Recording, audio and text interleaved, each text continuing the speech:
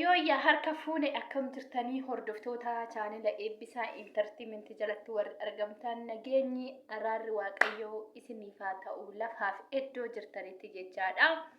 Har'a immoo chaanela eebbisaa intartiimentii irratti waan adda wayii qabadhee dhufeen jira. Just xiqqoo laayitiin bilbilarra rakkoo qaba. Bilbila maddii waraabu kun xiqqoo mabraatiin isaa hanqina qaba. Baatirii fixee fakkaata. Lama sibata ፀሐይ ባትር አልቃኑ አለችው ሰው ሚጨዮ ስራ አርጋ ጅርታን ታነ ጀቻ ሰባምቦንቱ ጀደምቲ ዱባይ ኬስ ጅርቲ አካ ዱባይ ትቲ ነመ ደባዳን ጨፈሩዳን ቤከምቱዳ ጀስት ዋይ ሺ ትራት ቆዱባችሁ ፊ ኢሺ ስታኤ ፈካቶ ታቀሺ አከስመስ ወረ ኢሺ ቀርቃራ ጅታ ሚጨዮን ኩያ ኦሮሞ ፈያ ቀብዲ luka guutuu qabdi sammuutu qamee maraatee jedhan kaleelii birratti namni maraatee leencinaa kennaa jedha dhiiroo maaliif biyyaa baatan tokkoffaa hojjetachuu of jijjiiruu maatii ofii jijjiiruudhaami erga kana gochuu hin dandeenye maal gochuu biyya abbaa keetii dhufte mee kan manatti mashamarra gaafa waa xiqqoo argatte mana teettee kadhattee maaliif kadhattammaa osoo fayyaa qabdan osoo hojjetachuu dandeessa mana madaamee hojjechuu naaqaniiti galanii akkanatti hojjeeftee tiktookii gastii irra taa'anii habaabota akka gaayis taaptaap sheer kooppi liinkii jedhan asirra gaafa waan qabatan dhabanii kiisiin isaanii duwwaa taate akka nama sammuun tuqamee liivirra dhufanii maraatuu liivirratti gangalatanii boo'uu maaliif hojjedhaa gadi bahaati. Nus akka keessa san ta'u wallaallee miti. Nus akka keessa sanitti uffannee dhiqannee dibbannee caffaru wallaallee miti. Kaayyoo gannu qabe. Uffannee barnullee ba'e akkasitti minnifatu ID baafannee utaaluu hin dadhabne. Gin sadaqaa kadhachuun barbaanne hojjetannee of danda'u barbaanneeti. Maa haga yoomi kadhanna nuti hirkattummaa jalaa ba'uufi miti. Kadhaa jalaa ba'uufi miti kan biyya keenya dhiisnee maatii keenya dhiisnee daa'ima keenya dhiisnee gosa keenya dhiisnee biyya namaatti tasaaddan. Biyya namaallee dhufnee hirkattummaa ka eeggannu maali? Maaliif ijoollee Dubaayii guutumatu akkasi? Hojii fedhan mana ta'anii gastiirra ta'anii kadhatan. Hojjedha nama baay'ee jira namni biizinasa hojjetatu namni ama fakkeenya Nasrii Anuulee hin beektan haadha manaasaa wajjin hojjeta bakka inni jiru laala.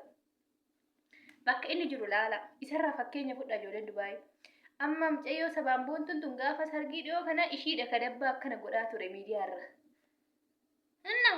Gizee namni gola madaamii hojjetu ishiin achi dabbaa raastii gaafa rakkoon kiraan itti oovarii dhufe gaafa biizinasa waa dhabde gaafsa xashoo jette dhuftee liibira teetti akkana qabsii godhatti. Eenyuyyuu ta'e ijoolleen Kaayiroo fi Dubaayii hin jirtu gaaf sadaqaa barbaaddu akka nama dhukkubsatee taate. Kanuma dhugaa jirtu. Walitti himna laala irra hin dabarru. Irra hin dabarru. Gadi baatee hojjettu. Maal ishiin eenyu sila caalteef ishiinis ji'uma sagalitti dhalattee nus ji'uma sagalitti dhalanne nus gola namaa hojjenna ishiinis baatee gola namaa hojjettu maal akka ta'u manatti qallabamti maaliif mana qallabamti eenyu jecha nutti himaa kanaafuu yaa Oromoo micaawota na qarqaarraa waa birrii buusati akka wanti maxxasa warri jettan hoo barbaaddan ofii keessanii qarqaara nuti ka qarqaarru birri nurraa hinaafne laala nuyyuu nama qarqaarramu nuyyuu of jijjiiruuf hiyyummaa biyyaa nu baase rakkina biyyaa nu baase malee quufaa miti ka biyyaa nu baase hiyyummaa keenya ofirraa hurgufnaa hojjetannee guddannaa maatii keenya jijjiirraa of jijjiirra jennee biyya baane malee as dhufnee manatti deebinee laayifii tiktookii banannee sadaqaa kadhachuufi miti maaliif kadhattan osoo fayyaa guutuu qabdan harkin hojjetin hin nyaatin jedha qaalii waaqayyo ishiin maaliif gabbaateen hojjanne eenyu ishiin dubartii birootirra maaltu adda ishii godhe akkuma anaafsi akkuma si'ifisa hojjettee nyaachuu qabdi eenyus ta'e eenyuun jechaadha. Ayi lakkan hojjechuun barbaadu taa'ee nyaachuu fedha taa'ee mallaqa argachuun barbaada inni jedhu habibti koo taa'anii nyaachuun hin jiru biyya lafaarratti. Taa'anii nyaachuu akka hin danda'amne Addaamii fi Hawwaan jalqaba dhala namaa jalqaba dhala namaa waan ta'aniif isaan firii nyaatinaa jedhame san waan nyaataniif abboomii san waan diiganiif samaayii gannata keessa lafatti darbamnee lafa kanarratti hojjennee xaarree akka nyaannu nutti ijjame. Kanuma. Kanaafuu taa'anii nyaachuun hin ta'u. Taa'ee nyaachuudhaaf haftaami yoo taate, yoo har'a guduuffatte, yoo har'a hojjetatte, wayirra godhatte, boroo Rabbi carraa san sii kenne mana keetitti galtee, biyya keetitti galtee gaafsan teessee nyaachuu dandeessa. Malee har'a biyya namaatitti teennee sadaqaa kadhannee boru Itoophiyaa osoo akka takko rakkoon tokko biyya san keessatti namarratti ga'ee badii tokko dogongortee biyya san keessa buloo godhanii gasi darbanii kan waan itti buutu hin qabne gizee hunda nama kadhachuu maal? Maaf kadhattan fayyaa osoo qabdan? Hojjedhaa gadi ba'a. Warroonni jiiftee asirra teettanii tiktuu warra jiiftaa koroota liivii jiiftii ol darbitanillee dogoggora cimaa qabdu laal.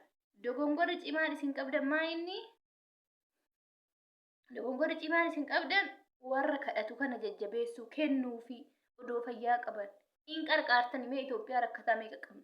Warra asfaaltiirra bulu, warra waan nyaatee bulu hin qabne, warra uffata ciccittuu uffatee deemu, warra asirra dabbaa urgufee wiigii guyyaadhaan qayyaree ispoonjii guyyaadhaan bitee of keessa godhee utaalu waan birrii buustan kuni rakkattoota biyyaa saniin ergitanii biyya keessa kan ittiin biyya namaa kanallee dhuftee lagachuu hin dandeenye kana waan ittiin biyya namaa dhabdee rakkattu meeqatu jira?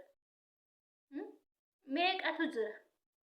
Isaan kana dhiisnee warra quufaa, warra hojiin barbaanne, warra taa'ee nyaachuu barbaadu, warra akkasii qarqaaraa uummanni Oromoo si haa qarqaaru. Illee fira teettee dura akka nama qawsii godhattee gangalattee deebitee immoo leenca tokko naa kenni jettee oduu akka nama dhukkubsatu godhattu. Sadaqaatu boochise. Rakkinna birriititti malee xabshooftaate hojjetachuu diddee gadi baatee hojjetu wakii namni hojjetu ishiin bakka sargii bakka mandaraa utaalti. Maaliif biyyaa baane jennee yaaduu qabna yaa obboleeyyaa shamarran. Ishii qofaa miti ammas taanaan ijoolleen dubartoonni Dubaayii keessa sargiirra mandara fiidanii of hurgufaa jirtan keessatti of laalaa.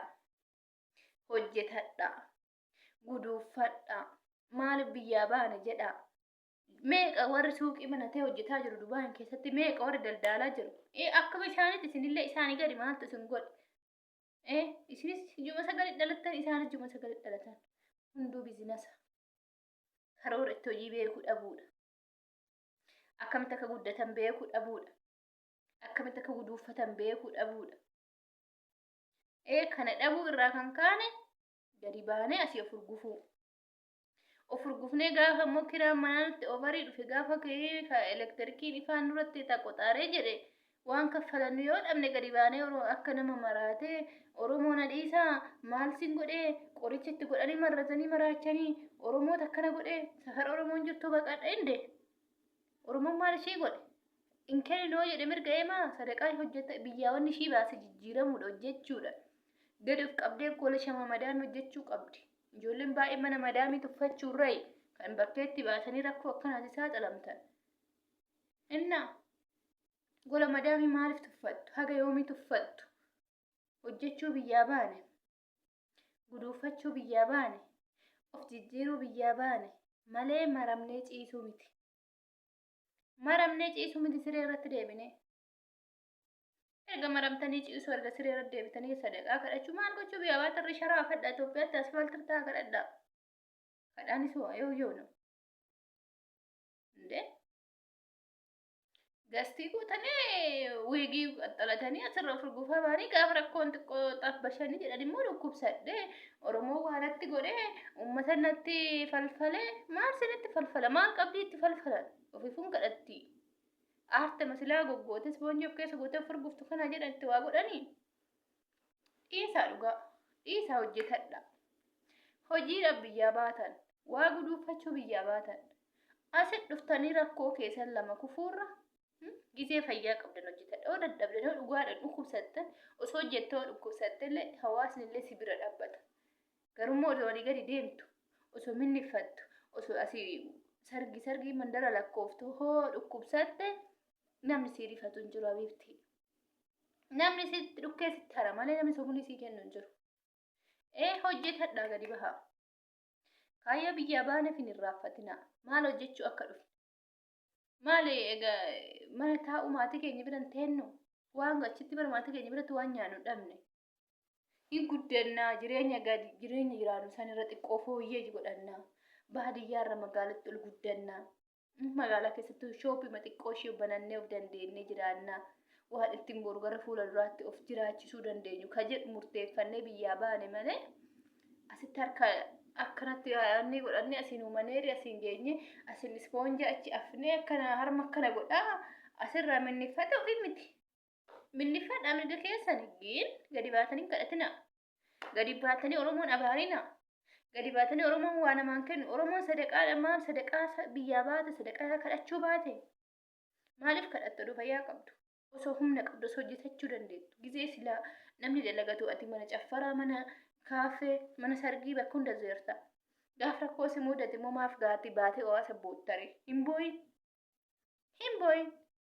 ani shamara akkasii qarqaara jettanii nutti hin dubbatinaa miidiyaa kanarra warri feemasootallee soomanii takka hin kennu an gara kiyyaa namni an kennuuf hin jira nama luka hin qabne nama harka hin qabne nama ija hin qabne nama waan nyaatu deemee bakkee hojjetachuu hin dandeenye bar quufa akkana nu godha dhugaa mee hospitaala deema filaala keessatti maal siniin jechuu barbaade hospitaala deemati mee laala namoota oksijiiniidhaan jiraatan isin bar qilleessa uumamaa kana natsaa argattanii nama oksijiinii mala jiraachuu hin dandeenye daqiiqa takka mee deema hospitaala laala nama lukaan dhaabbatee deemuu hin dandeenye namni lukti irratti paaralaayizii ta'e fakkeenya fudhaarra akka keetii kan dhaabbatee gadi bahee oduu gadi bahee hojjetachuu ka feeku meeqa kamtu qilleessumattuu gadi bahuu kadharra meeqa jira garuu namoonni tokko fayyaa guutuu qabnu osoo luka guutuu qabnu osoo hojjetachuu dandeenyu maramanii ol deebi'anii ciisaniitti kadhatan maalinnaante rabbii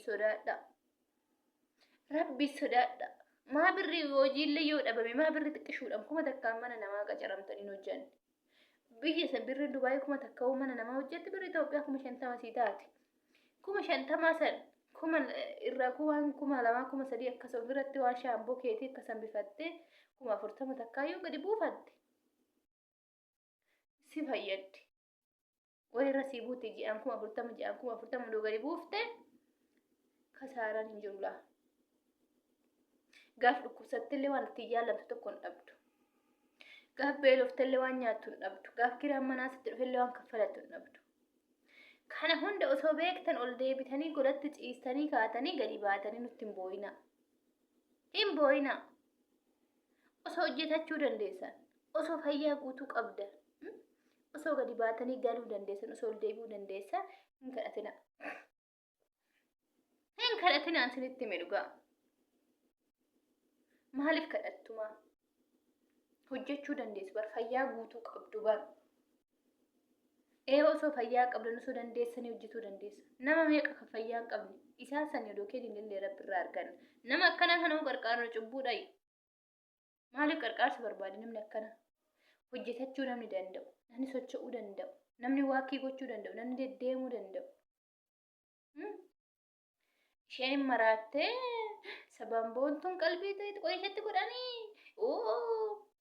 maal qoricha maal qabdii maalitti godhan maal irraa fudhatan ta'fii tufuun qabduun ofiifu sadaqaa kadhachuu gabbaate siisteema akkasii uumte liivira teleenci meeqan bitamaa akkasnaa godhi kadhaa dhufte malee amma dhuguma rakkotteetim jedhu kun dhabbashtee ta'ee waan masruufa godhattu dhabde hojjedhaa gadi bahaa yaa ijoollee gola madaamin tuffatinaa gola madaamii barbakketti tuffattu bizinesa biraa cinaatti qabaatte sattana fayyattee tuffattaa gola madaamii yoo bizinesni biraa maddiitti hin jirru ta'e maalitti abdattee tuffatta gola madaamii mee nutti himaa kanuma siniin jedha waan dhaggeeffattaniif galatooma warroonni chaanela eebbisaa intartiimentii dhafaarawwata tan laayikii sheerii sabiskiraayib gochuun irraanfatina viidiyoo kana sheer walii godha ubsaan shamarran hunduu haacaqastu warri kaayyoo akkasii qabdan warri hojii dhiiftanii mana teessan viidiyoon kun isin hunda ilaallata keessatti of ilaala gadi baa hojjedhaa gola madaamin tuffatina yoo suuqi mallee ta'e bashama jalallee abbaa fi jala deemaa qacarama hojjedhaa kuma takkaanis maan ta'a kiraa keetii fi masruufa kee ergadhu yoo of dandeesse yoo har'a of dandeesse ilmoo keetii yaadda sadaqaa kadhadhee ilmoo kee guddifadhaa sadaqaa kadhadhee isinin maatii kee qarqaaraa maaliif maatii keetuun gammachiistu kaa gammadaniitu fudhachuu hin danda'an birrii kee akkatti fiddaan argu miidiyaa irratti. Kanaafuu walaa qarqaarruu osoo hin taanetti walaa gorsine hojiitti jedha. Kanuma dubbiin jirtu. Waan dhaggeeffataniif galatooma baay'ee.